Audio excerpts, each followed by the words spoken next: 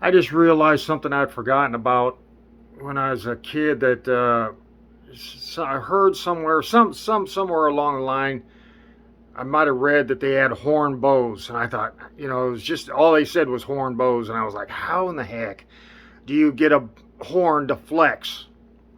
I'm thinking, it's a big giant horn, as big as like an elephant tusk or something.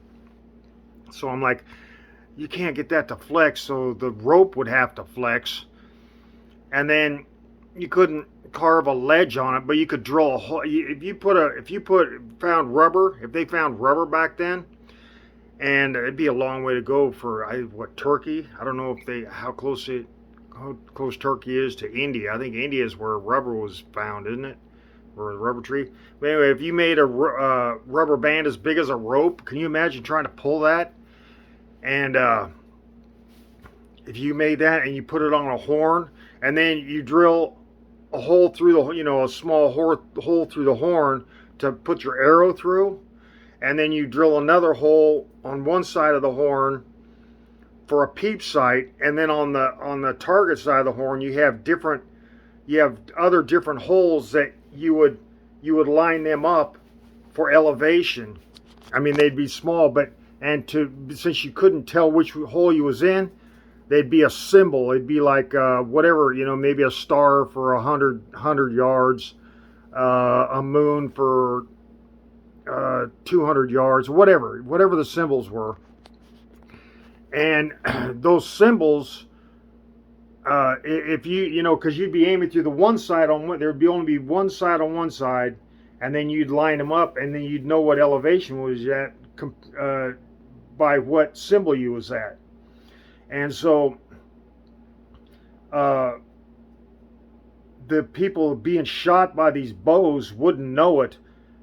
And if you think about it, that symbol would become demonic to whoever got shot by it. I mean, if they got shot and didn't die, or got shot and killed, and when their last, but anyway, they would say that they saw, right before it, there might have been some mental connection between the guy shooting and the person getting hit, that the shape the shape would be imprinted in their mind. Say it was like I was thinking of Zoso.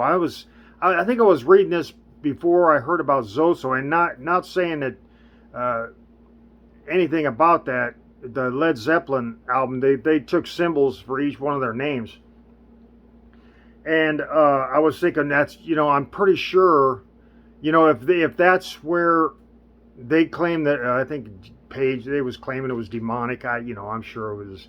They had time on their hands, and they thought, well, let's check into this. I mean, not saying they were demonic, but they wanted to see if it actually was anything truth to it. But anyway, I'm not saying they're demonic. I'm just saying they probably said, well, we checked the waters and it's bullshit. So anyway, those symbols could have been from a historical past. I know they're kind of they're more delicate than you would looking through a sight.